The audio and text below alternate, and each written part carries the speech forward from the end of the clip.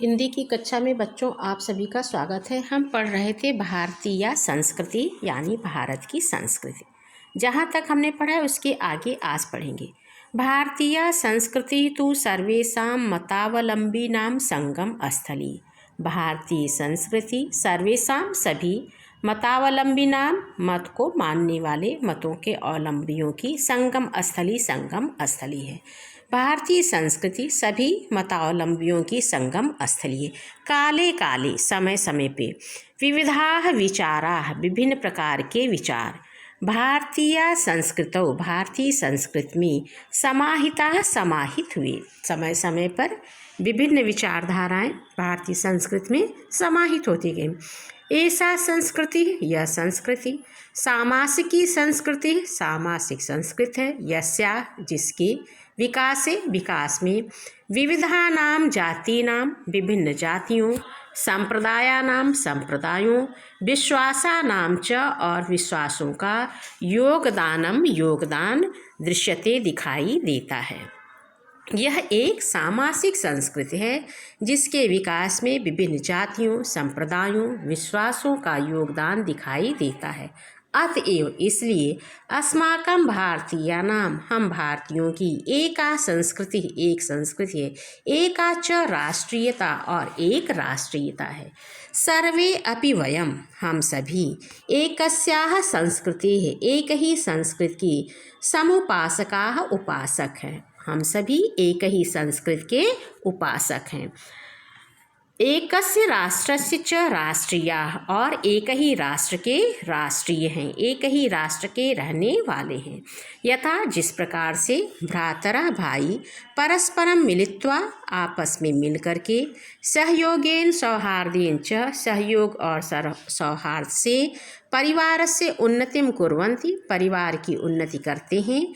तथा एव वैसे ही जिस प्रकार से भाई भाई क्या करते हैं आपस में मिल करके सहयोग के साथ सौहार्द के साथ प्रेम के साथ परिवार की उन्नति करते हैं, वैसे ही अस्माभिः अपि हम सभी भी सहयोगेन सौहार्देन च सहयोग और सौहार्द से राष्ट्र से उन्नति ही कर्तव्या राष्ट्र की उन्नति करना चाहिए।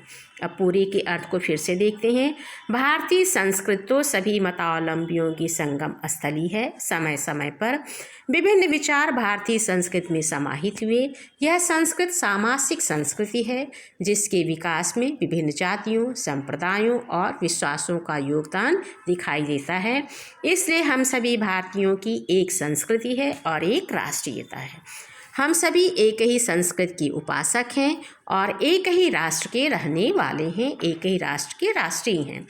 जिस प्रकार से भाई आपस में मिलकर के सहयोग और प्रेम से परिवार की उन्नति करते हैं, वैसे ही हमें भी आपस में सहयोग और सौहार्द के साथ राष्ट्र की उन्नति करनी चाहिए। अब आगे देखिए।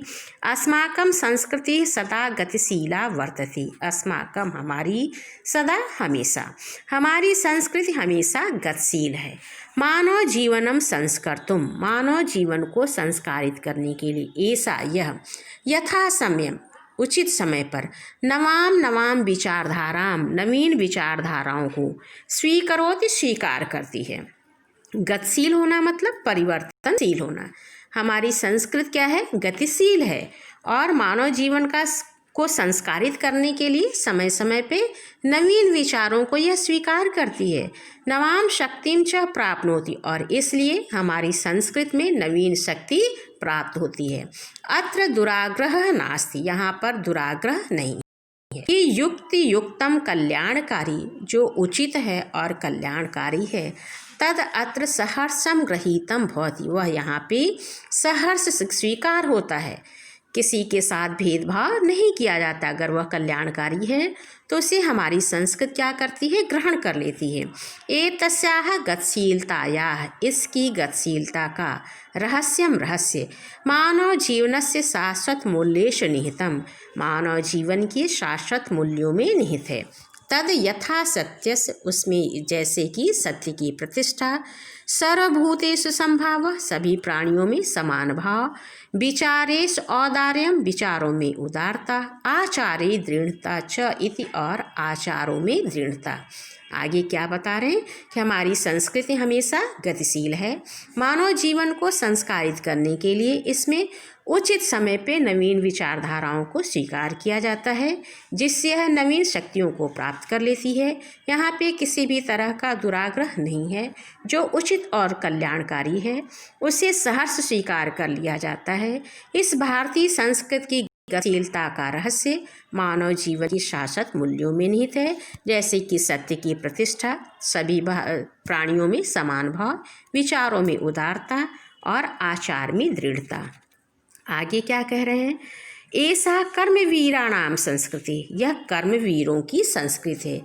कुर्वन्नेह कर्माणि जिजीवस इच्छतम समाह, कर्म करते हुए सत इच्छत समाह, 100 वर्षों तक जीने की इच्छा। इति ऐसा, अस्याह उद्घोषः, इसका उद्घोष है। पूर्व कर्म, सबसे पहले कर्म करना, तदंतरम फलम, उसके बाद फल।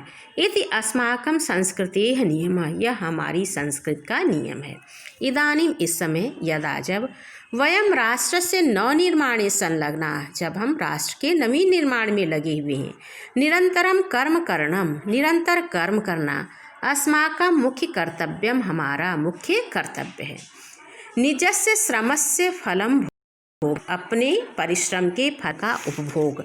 अन्यस्य श्रमस्य शोषणम सर्वथा वर्जनीयम, और दूसरे के परिश्रम का शोषण करना सर्वथा वर्जनीय है, सर्वथा मना है। यदि वयम विपरीत आचारामः, यदि हम विपरीत आचरण करते हैं, क्या बता रहे हैं कि यह कर्मवीरों की संस्कृति है। कार्य करते हुए 100 वर्ष तक जीने की इच्छा रखना, यह हमारी भारतीय संस्कृति का उद्घोष है। पहले कर्म करना, उसके बाद फल की इच्छा, यह हमारी संस्कृति का नियम है। इस समय हम सभी राष्ट्र के निर्माण में लगे हुए हैं, इसलिए हमें निरंतर कर्म करना चाहिए, अपने परिश्रम के फल का उपभोग करना, और दूसरे के परिश्रम के शोषण को यहाँ पे हमेशा मना किया गया है। आगे क्या बता रहे हैं इस पाठ में,